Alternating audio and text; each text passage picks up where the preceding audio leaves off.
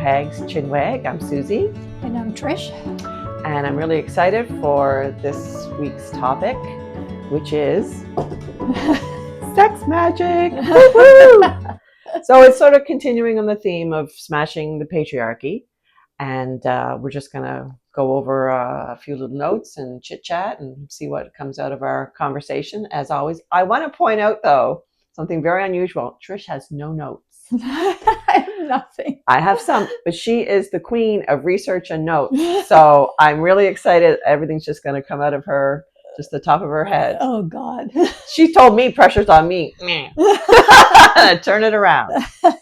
Anyway, I just want to start by asking, what comes to mind when you hear sex magic? For me, I always think of things like Aleister Crowley, high magic, sex rituals. And I know it's not that, but when I hear that, that's the first thing that comes to my mind. It's that, in a chamber with candles lit and people watching people have sex. Writhing bodies. Yeah. Like, naked, sweaty. Yeah, like one big, goth orgy or something. Yeah. I love it.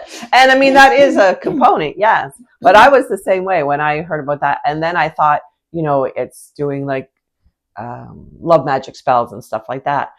But then I talked to my two friends that are in the Temple of Witchcraft, and we talked about it. And then I did some research too. So there is a lot more to it. But it's just funny because, I think that it gets that reputation and people just kind of want to back away from it, right? Like, I don't want to partake in no sex orgy. Or maybe you do, it's all good. Yeah. But yeah, certainly Aleister Crowley, some of his rituals were group activities like that.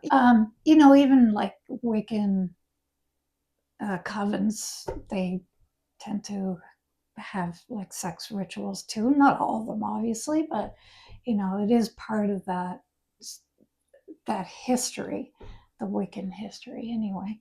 Yeah, for sure. So like with any high magic or ritual magic, there's a buildup of power. And, we have energy centers in our bodies, in the chakras. And certainly the root chakra, which is where our sexual energy comes from, that's a buildup of power. So during, arousal and orgasm, there's a buildup and there's a release of energy. So it's like any type of, whether you're doing, meditation to get your mind into a certain space, it's all along those same lines. Mm-hmm. So it's a ritual practice, and there's so much power that comes from your sexual energy. So then there's that part of you that feels like, maybe some shame or maybe some embarrassment about it. But, for me, the beauty of witchcraft and the beauty of magic is that sovereignty, that taking back your power. And then that aligns with our smashing the patriarchy theme, where we're taking back our power and we're developing our own practices, which includes self-love. Mm-hmm. I mean, that's only natural, right? That, part of taking back your power is doing what makes you feel good. Mm-hmm. So when you say self-love, my mind went right to, masturbating. Absolutely. Yeah. That's part of self-love and self-care. Yeah. Right? Like that release of a buildup of energy. And, animals do it, humans do it, like people do it. Mm-hmm. Maybe you don't talk about it, but, there's certainly nothing wrong with it. And then harnessing that energy. So, you want to set your space. So whether that's dressing up in something sexy, candles, nice lighting. And I'm not talking, it doesn't have to be solo. It can be with a partner, obviously, or like we said, in a group setting, whatever practice you're into, as long as we're consenting adults. So, you set the stage and, you build your arousal. And then when you're going to orgasm, then that's when you really hold that intention in your mind. And as you release physically, you release that mentally and visually, and you release your wish or your intention or your spell or whatever it is to the universe, and then you let it go. Mm-hmm. So you release the attachment to the outcome. It's the exact same as any kind of spell work that you're doing, any kind of ritual, any kind of practice, is you don't want to be too tied to the outcome, because that's going to kind of put a different sort of energy into it and make it a little bit, desperate and not so objective. I don't know how you don't get tied to the outcome. So emotionally, so when I use my pendulum, I can't be desperate for the answer. I can't be like, oh my God, I hope it says yes. Oh my God, I hope it says yes. Yeah. Okay. But the whole point of spell work is to manipulate energy so that it does get the outcome you want, right? Yes. Yeah. So to me, in spell work, I am tied to the outcome because that's the outcome I want. So I guess I don't know how to not be tied to it. Well, it's releasing it so that you're Yes. not fretting over it. Right. Right. So, okay, I've done my spell. Now I'm just going to relax. So, after you achieve orgasm, now I'm going to relax because now it's out of my system. Yeah. And I can let that go. But of course, you're going to check in with yourself, and you're going to check in to make sure that, you still have your intentions in place, or your altar in place, or whatever. Mm-hmm. It's not that you trying to forget about it. Yeah. It's more just allowing the universe to then do the work. So you've put in the work, and then you give it to the universe, or as one of my friends would say, I give it to the angels. Here you go. Now you do your thing. Right. So it's just putting in the work in, letting it go, and then just letting the magic happen, I guess. Yeah. Yeah. So in sex magic, a lot of elements of like a spell that's not sex magic. There's like an altar, there's like directions a lot of times. I often picture the body to be like the body's the altar. Mm. You know what I mean? And the body itself also, I feel, kind of has directions. Like the head is the east, and the root chakra, your pelvic area, is like the south, and it has these different energies, not just the chakras, but also different directional elemental energies too, I feel. So if you're doing sex magic, you can kind of add that element into it. I think there's that element, like your body is the altar, and it's sacred. And the space that you're in, if you're in a room or a bedroom, or I don't know, the woods or wherever, the elevator, I don't know. Trish. Some stories. But I think, like, if there's an intention to, at first, to just sort of make that space sacred, like if you're doing this for the purpose of magic and tying some reason to do it other than just sexual enjoyment, if there's another reason to it, I think just consecrating the space, even if it's just mentally, the room, whatever, and just making that space magical. And if you have time ahead of time, just make it romantic, like you said, like set up candles or some scents or whatever floats your boat, I guess. Yeah, absolutely. Bathtub, just whatever gets you relaxed and in that state of mind. So the whole purpose is to allow your subconscious to step forward, and that allows your spirit, your energy, to step forward and do the work, the magic work, right? we live in the mundane world. We can't always like, what is it Samantha does, twinkles her nose or whatever, right? Like, it doesn't work that way for us. We really have to Excuse me. build the power and release the power and use that. So then that begs the question, have either of us done any sex magic? I have. Awesome. I have. Yeah. Do you care to share? Yeah, I mean, it's been a very long time. It was when I was with Tom, to be honest. So it's been a very long time. I always find I found it difficult. Oh, no, that's not true. That's when I had it with a partner. The last time I did it was with Tom.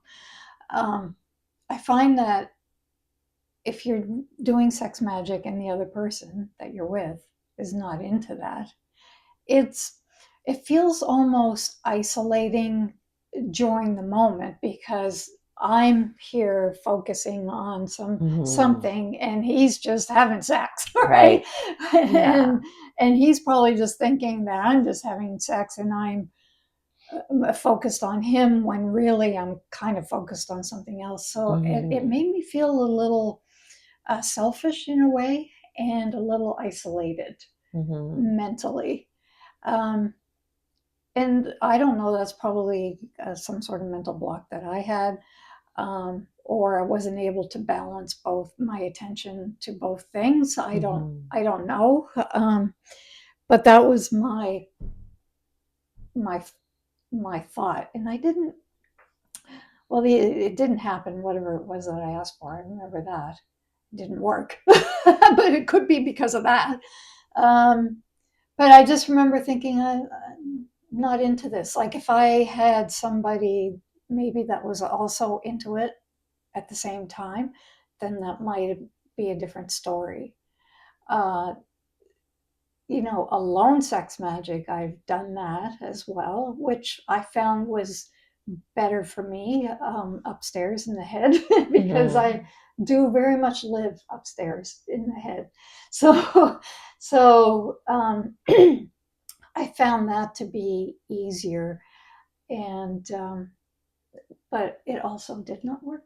Ah, interesting. Okay. Yeah, and I mean, look, I'm gonna be completely vulnerable and frank here. Sex is one of those things. It's probably, and I'm interested in a lot of things, but sex is one of the things that I'm not that interested in. Like, I'm just not. I'm not someone. I think I was thinking about this the other day. It's like, why am I like that?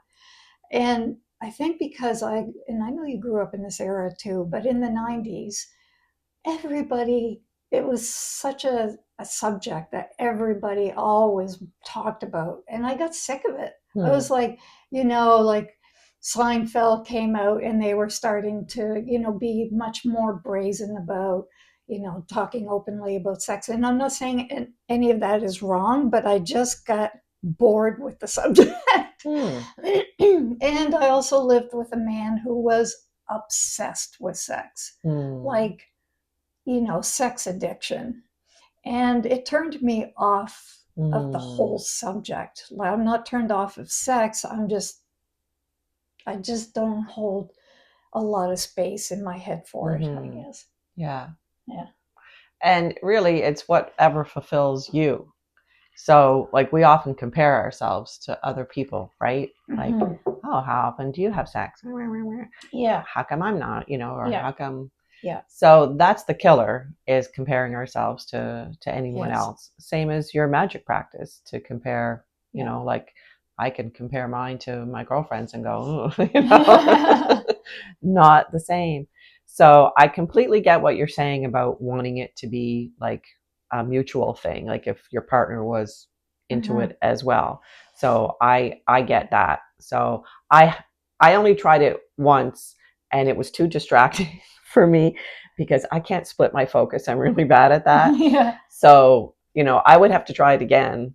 And I think, like anything, you do have to practice it if it doesn't come naturally to you. And it did not come naturally to me. But I do find it interesting that both times you tried it, the spell didn't come into fruition. Yeah. And that doesn't mean that you failed. It just means that that certain practice didn't align with you at that time. Mm-hmm. So don't be discouraged. You know, all your spells aren't going to come to fruition for whatever reason. We don't know. Mm-hmm. But I did want to talk about blockages because I don't view yours as a case of being blocked, although I understand how that happened to you when you were with someone who was obsessed with it. But you know, I think a lot of women, they just stop trying because of something that happened to them, or Mm-hmm. you know, they haven't had a lot of good experiences. Mm-hmm. I've been very fortunate in my life that I've had really good sexual experiences, and I've always been someone who's interested in it, and I have a pretty high sex drive, so achieving orgasm is not a problem for me. But the times that I can't, I know that there's a block, mm-hmm. right? So whether, you know, a rough day at work, or you get in a fight with your partner, whatever it is, you know, there's ways to unblock your energy.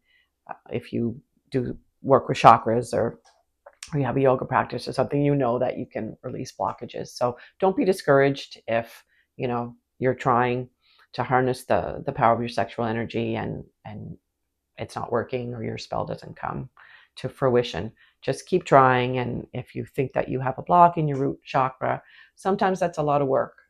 Mm-hmm. Sometimes it takes talk therapy. Sometimes it takes, you know, what's that new thing that people are doing now? No, not not a new sex thing. It's a therapy, but it's not talk therapy. Anyway, it'll come to me later. Okay. Yeah. I don't know.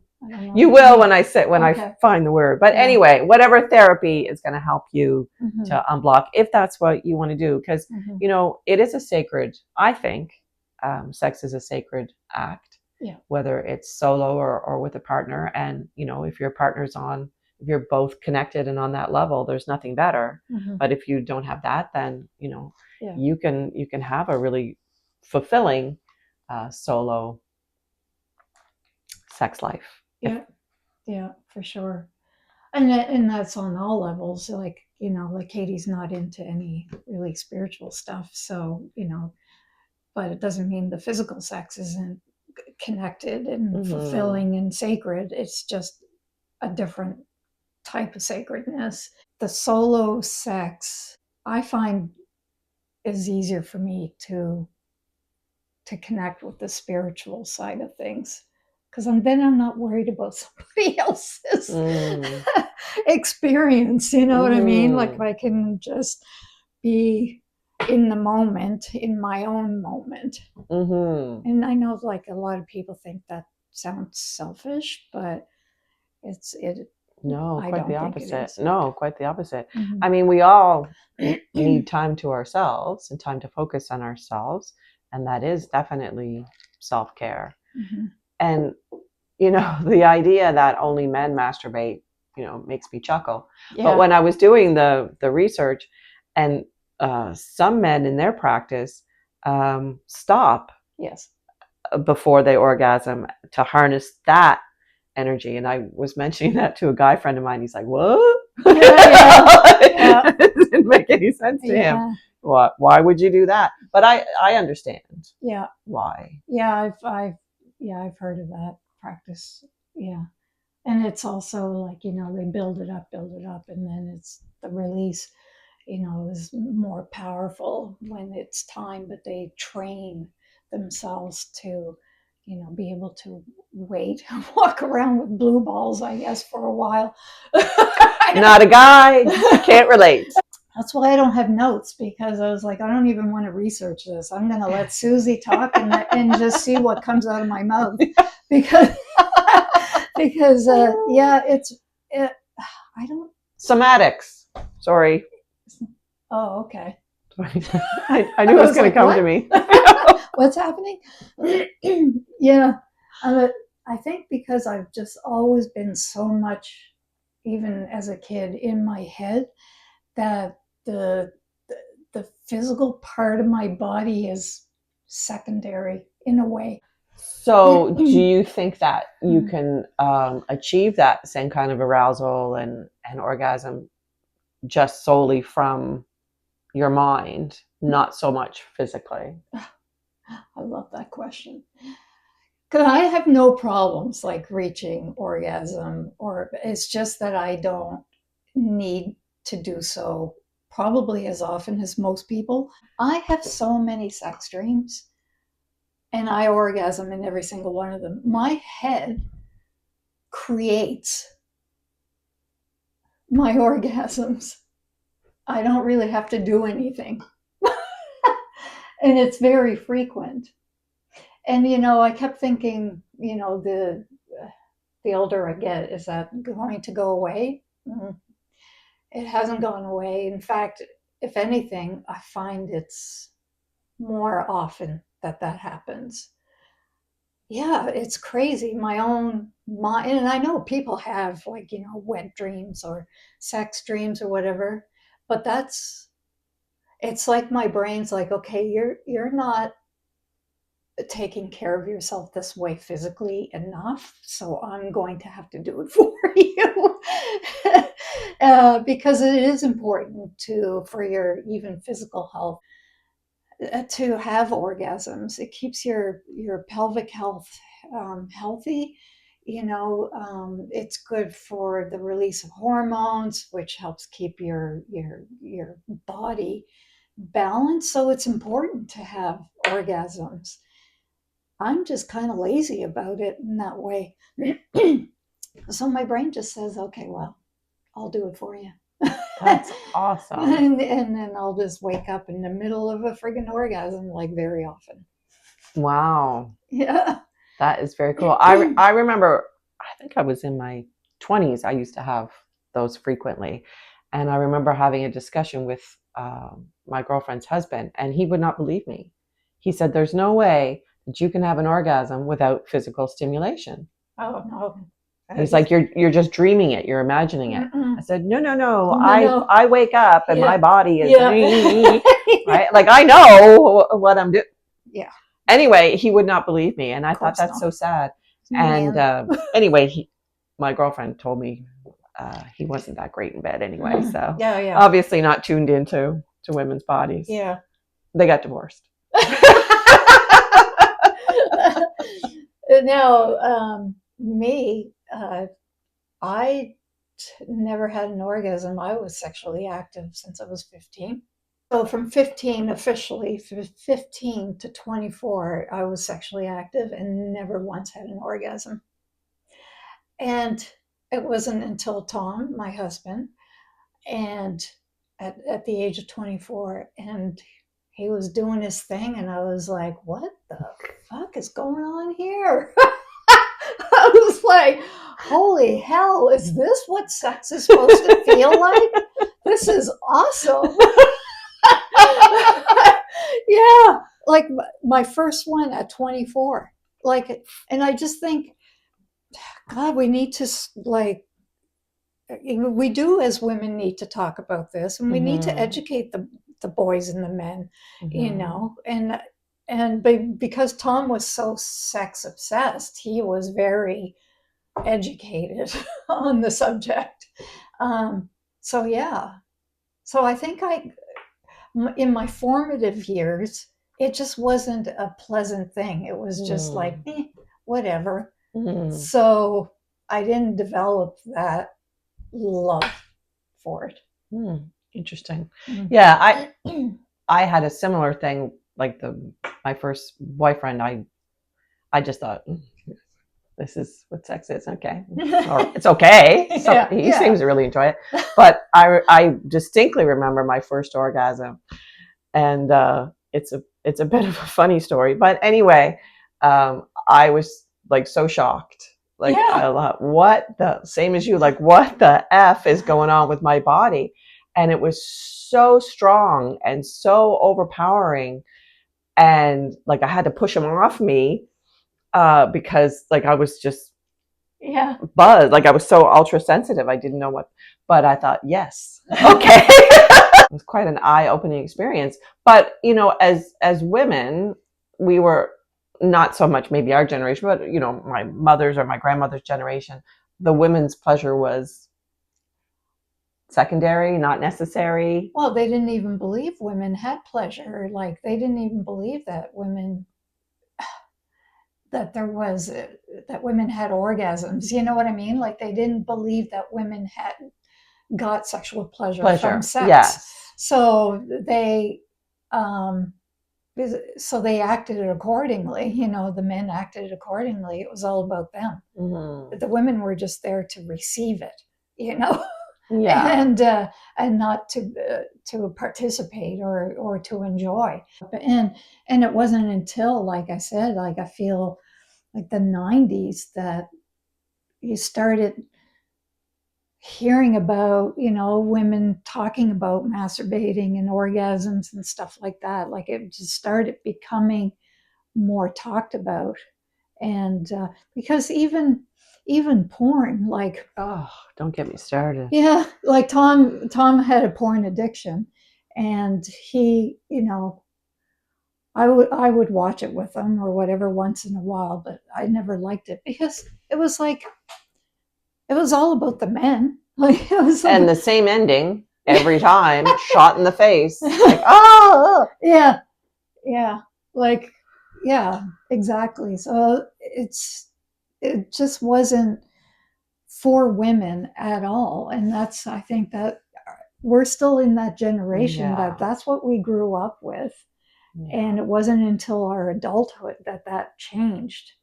But our formative years it wasn't about us, it was about the men.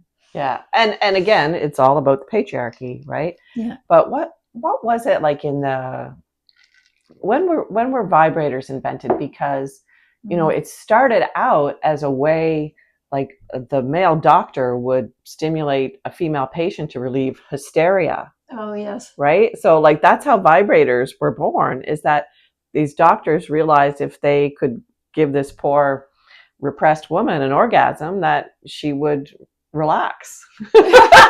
What a concept. Yeah, really. Right? So these women were going to these, I think it was like the Victorian age or something, they were going to these doctors, and thus the vibrator was born, which was a game changer for a lot of women, because not every woman can orgasm from penetration.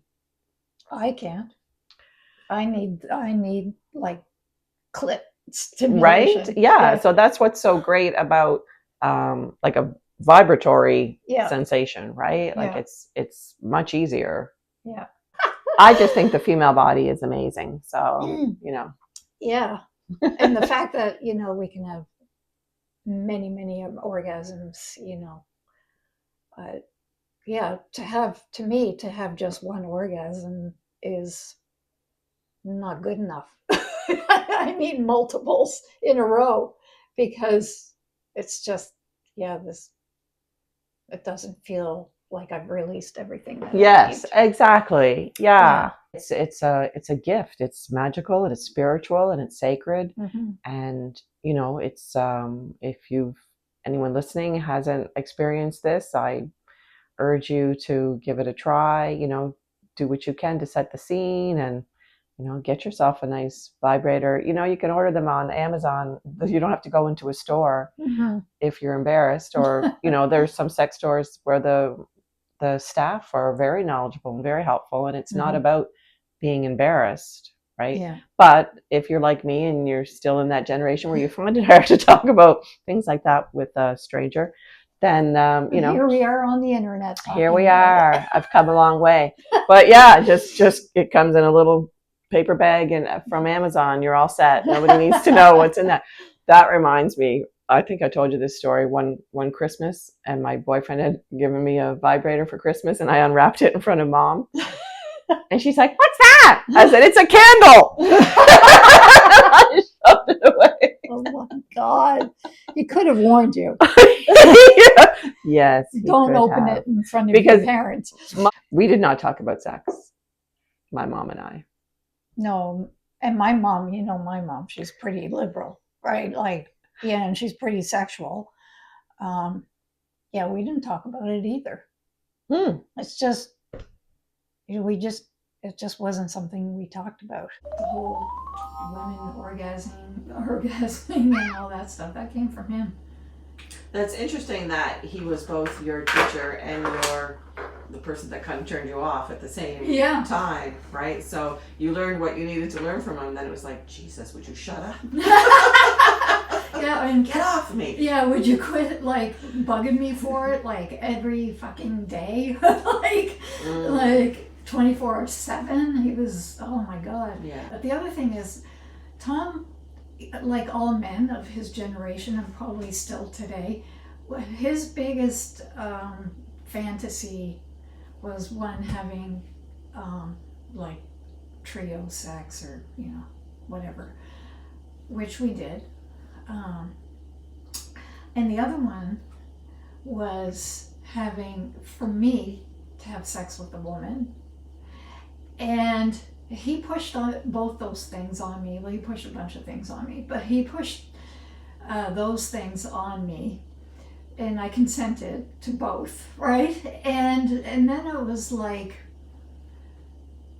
so he's the one that pushed me towards women, and then suddenly, like, I'm like, either way, it made no difference to me. Like, some people are completely turned off by the idea of same sex.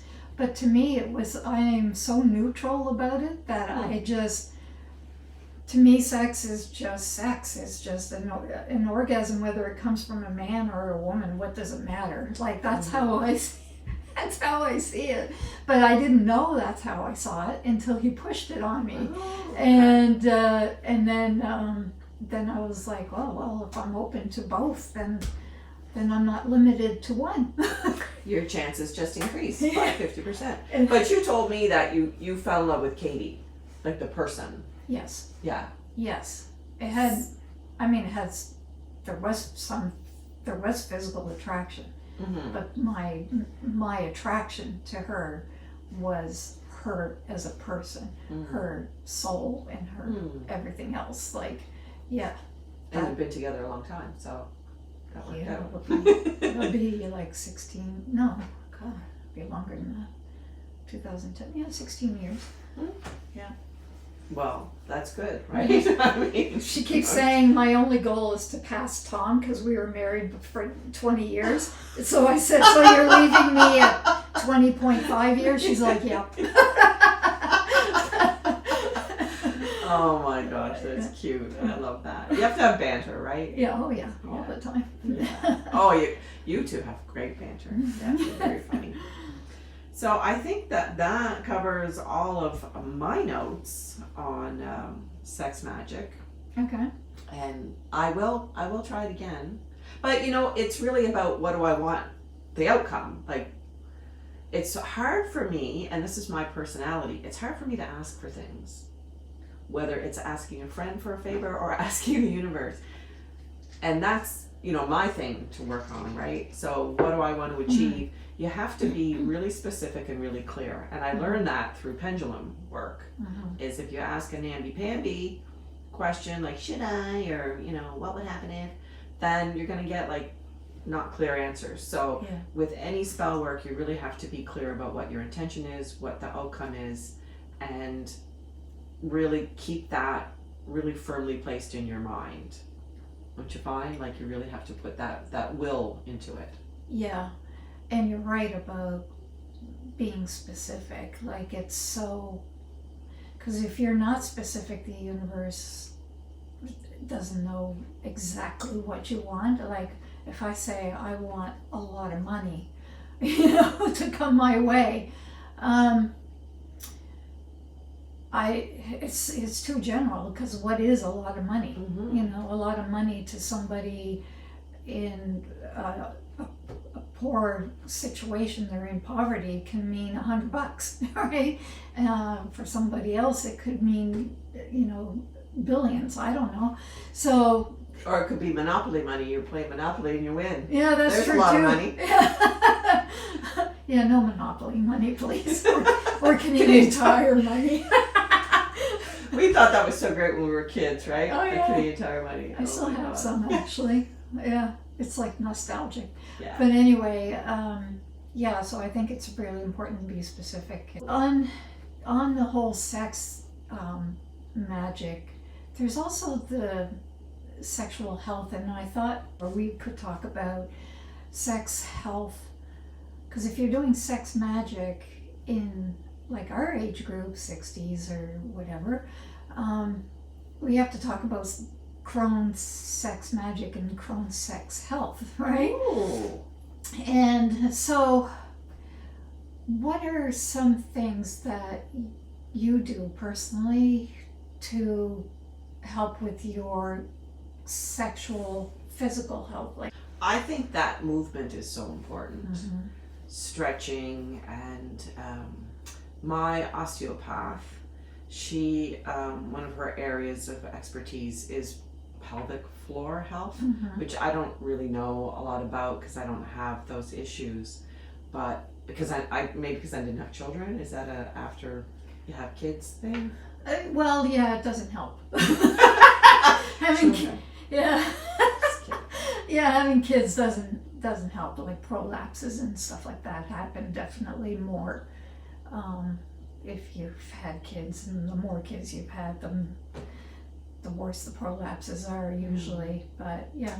Yeah, so I think it's really important to acknowledge your issues, Mm-hmm. seek therapies for your issues, Mm-hmm. and don't be embarrassed by them. Because listen, whatever you have, somebody else has, and Mhm. probably has it worse, Yeah. right? Yeah. So, I remember going to my doctor the first time to ask for birth control, and like that was like a really difficult thing to do. So as a crone, I have a better voice for myself, and I think that's a blessing when you get older, is that you can speak up better for yourself and advocate for yourself. Young women who have endometriosis, what a horrible journey that can be. So you have to, whatever age you are, whatever stage you are, grab onto that crone power, or ask a crone for help, Mm-hmm. because we are here to make sure women are okay. Mm-hmm. And I'm going to get emotional about that, but if I could talk to my younger self, I wish I would have said find somebody to talk to, because I was way too embarrassed to talk to my older sisters or anything like that. So advocate for yourself, find some gentle movement you can do to start stretching and feeling better, and really just, if you're unsure, find someone that you trust to talk to. Yeah. Yeah, I think, there's so many little tips that you can do to help with your pelvic floor, because, at our age, sex can be painful. It can be dry. It can be because, and these are the things that women are only starting to talk about now, because it took so long for women to acknowledge hot flashes during menopause, and mood swings and depression and all those things that a lot of women experience during menopause. But they have been very reluctant to talk about the sexual aspect of it, because there are generations still, right? When this new generation hits menopause, I think it's going to be a whole different story. But one of the big things, several things that I do is, like you said, movement. Like this health journey that Katie and I are on. Walking, I've read, is a really good thing for your pelvic floor, because it tones muscles in there that you don't really realize are being toned while you're walking. But also it brings blood flow to your tissues, your vaginal tissues, and blood flow is really important to keep your tissues healthy. So yeah, movement is a huge thing. Of course, there's pelvic floor exercises, and not always necessarily the Kegel exercises. Some people, such as myself, because I am high strung, are too tight. So Kegel actually makes some of those issues worse. So for me, it's more about um, relaxing a lot of the muscles in my pelvic floor. So there's a bunch of exercises you can do for that, or like you can take like a pool noodle and sit on it and kind of roll on it to relax all those tendons that are connected to your hips and your pelvic area. So you can do that, and obviously just doing orgasms too, because it releases a lot of that tension, right? So yeah, if you have to masturbate, right? Well, I mean, not have to, but don't. If you want to, do it, because it's important. It brings blood flow. Again, it brings blood flow to your vaginal tissues, and it strengthens the muscles, but it also relaxes the tension. Because a lot of people think, oh, if I'm strengthening, I'm tightening, but that's not the case. A lot of times tight muscles means a weak muscle. So, because it's overcompensating for its weakness. So there's that. There's other things you can do, like you can eat, like we were talking earlier, soy, like tofu and stuff like that have like the phytoestrogens in them. So, because that helps your whole pelvic floor, your sexual health, is to have those estrogens back into your system. It's not the same as when you weren't menopausal, but it definitely helps reduce and slow down vaginal atrophy. And I think that's a huge word that women don't talk about because it's embarrassing, right? But vaginal atrophy is a huge thing. And that's why sex becomes painful. So like eating tofu or soybean or anything that has like phytoestrogens in it, any legumes and stuff like that. I have started putting ground flaxseed, like a heaping tablespoon of ground flaxseed in my yogurt every day, because that is also high in like omega-3s, and it has phytoestrogens in it, so it helps with that estrogen balancing. And that's like supplements, vitamin E's, omega-3s, eating salmon, anything that's high in omega-3 is also really good because it helps moisturize the insides from the inside out. So I've been taking all these steps lately because honestly, I didn't have any issues with any of this until actually recently that I've noticed, oh, yeah, I'm feeling a little dry. Yeah, and I'm feeling like things are kind of burny down there, like what the hell's going on there? And I started like researching it because I knew it's a thing, but I didn't know to what extent. Like the whole vaginal atrophy thing was kind of new to me. And it's not just inside, but you can lose your clit. You can lose it. What? Oh yeah. Where does it go? It shrinks and disappears. What? Yeah. I didn't know that. Right? That's crazy. Okay, so this is a story that is probably completely inappropriate, but I don't care. I love it. So in my research, it's on Threads, because Threads I find is a platform that younger people are, well, there's Gen X people there, but I find it's kind of Gen X and under. So, and it's a liberal, it's a left-wingy platform. So also it's very hilarious a lot of times. People are very funny. But I was just kind of researching this whole vaginal dryness and prolapse and that kind of thing. And I'm seeing a lot of information about how serious vaginal atrophy is. And one, yes, you're dry, your tissue's thin inside your vaginal canal, and that's why it becomes painful, because it actually tears during sex because your tissues are so thin and delicate. So it's really important to moisturize, and to try and get the blood flow there. But the other thing I learned was, okay, your clitoris will disappear if you don't take care of it. So no more orgasms if that's how you orgasm.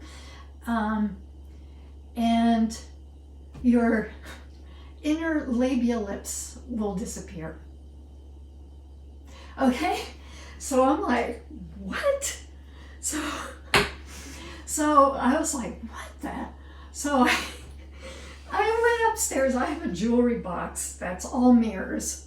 And I was like, well, I need to check this out. Like, I've never checked myself out. Do you? Yeah. Do you? Yeah. In a mirror? Yeah. Okay, I never do that. I don't know. It's not something. It's fascinating to me. I like to take a look at things. Really? No, I never do.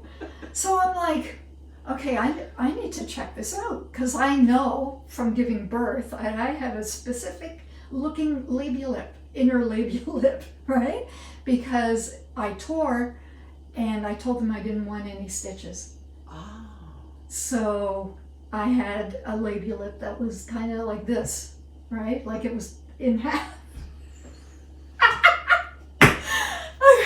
So I know my labial lips, but even though I just don't like look at myself, I knew that about myself. So anyway, I took this jewelry box, I put it on the floor, straddled it, pulled myself apart and looked, and I was like, holy fuck, it's gone. It's all gone. And I was like, oh my God.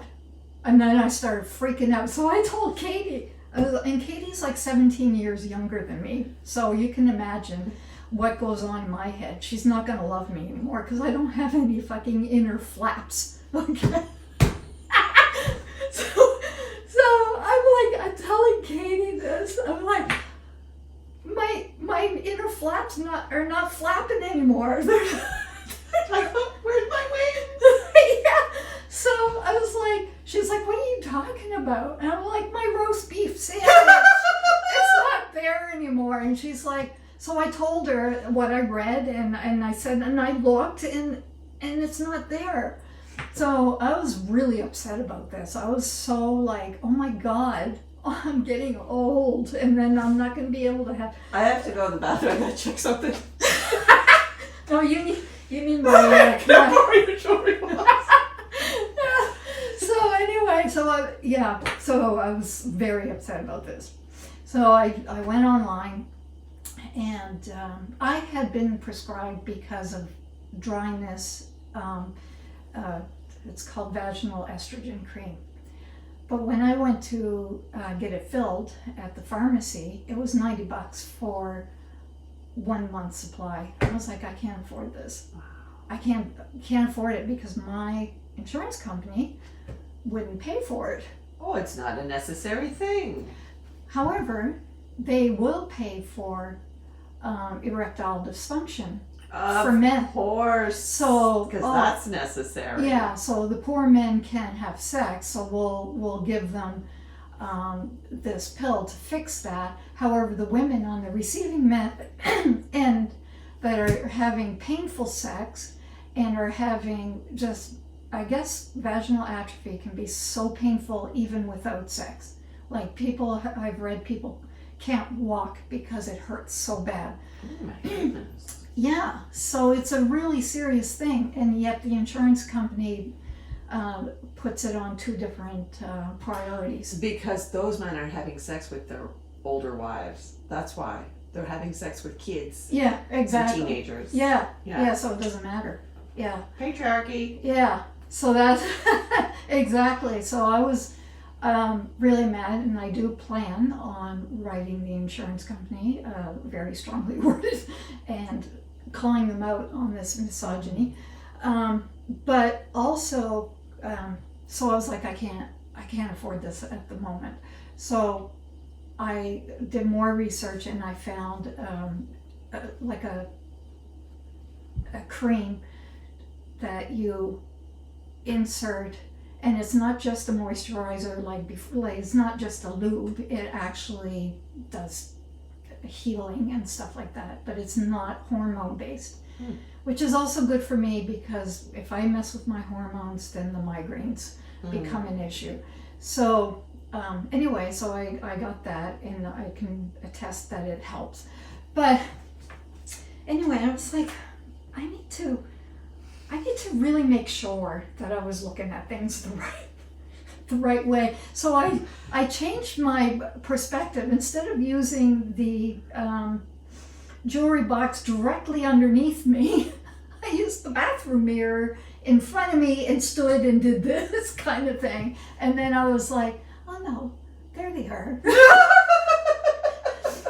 so I think I just got a little too aggressive with the pulling apart while straddling the jewelry box. So I went back upstairs and I said, my flaps are back. I can fly again. And Katie was like, well, that was quite the journey. So anyway, but it is a thing. So just be aware of that, because if that starts, when you start seeing that means you're really going through, advanced stages of vaginal atrophy. And it's not just sexual health, it's health in general, because it's so painful, apparently. And I was starting to feel that. It wasn't pain, but I was feeling that like a burning sensation. And I was like, I need to take care of this. Right now. And the other funny thing I read is the color of your nipples fade. So some people have commented that their nipples are the same color as the rest of their boobs. What? Yeah. What's going on? Poor women. Right? Jesus, we got it rough. Yeah, and a lot of people said that, like, we just really got the shitty end of the stick when it comes to stuff like that. But yeah, I'm feeling pretty lucky right now. Yeah. Because when I was menstruating, I went through a lot. Mm-hmm. I had fibroids, and it was just horrendous time. And then once I stopped menstruating, I did have menopause, but it didn't last that long. It wasn't that bad. And I don't have any of those things, but I think it's because of swimming. Mm-hmm. I think swimming has really helped my muscles. Yeah. And I had zero moisture problems at all. So, when we talk about movement and Kegels and stuff like that, I think that's probably helped me a lot. Yeah. But my God, you poor women out there, cheese and rice. Right? But this is like, I'm 60 and I'm just learning about this. Like, we don't talk about it enough. No. So. I remember when Mom went through menopause, like the change and the mood swings and all of that. And that was just something else that men had to endure. It was not about the woman. Yes. It was, an excuse for, not that my dad was like that, but it was an excuse for men to hang out at the Legion or, cheat on their wives or whatever, because their wives weren't putting out. Well, no friggin' wonder. Yeah, exactly. Oh my God, I'm going to get mad at men again. Yeah. Anyway, this has been probably one of the most interesting, fun podcasts from someone who didn't have any notes and was going to let me take the lead and didn't really, I don't know what I'm going to talk about. You really helped the conversation, I have to say. I was not expecting the roast beef sandwich reference. So thank you for that. I'm going to chuckle the entire drive home now. You're so awesome. Well, this is why we do this. I don't know if it's for anybody out there, but for each other. We love it. We really do. Yeah. So anyway, as always, thanks for tuning in. Love to see your comments. Can't wait to post this one up. Yeah. Invite everyone, especially men. Oh yeah. Let's have some male viewers out there. Yeah. Okay. All right. See you soon. Blessings.